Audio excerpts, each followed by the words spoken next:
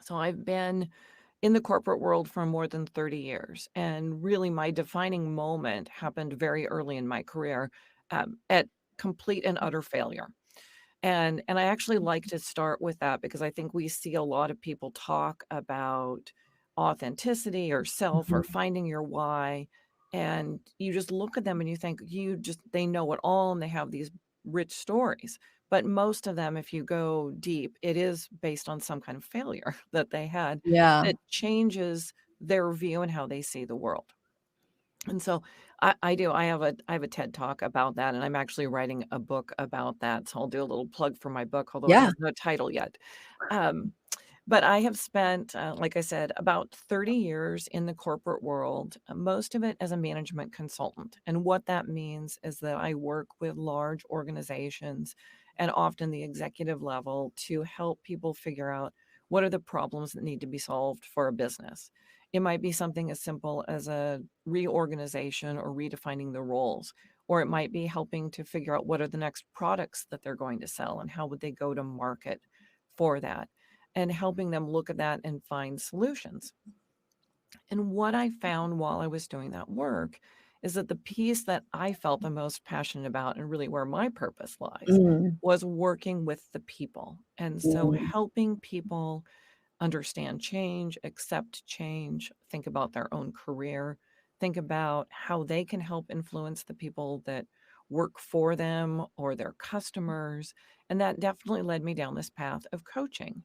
And that is where I start to do that look back and you start to connect those dots Mhm. and say, these things were all part of my journey. And I embrace that early failure because I wasn't authentic then. And that's primarily what caused the disconnect. And then there's a lot of things that tie into that, but how I grew as a person and really my purpose as I define it now is to help people live lives of joy. And some of that is finding their success and defining that, finding their purpose, understanding that they really are enough. We have this idea that we're not enough, and Mm. it's great to say that we wanna learn and continue to grow, and all of those things are really important, but ultimately, we are enough who we are from the moment that we are born.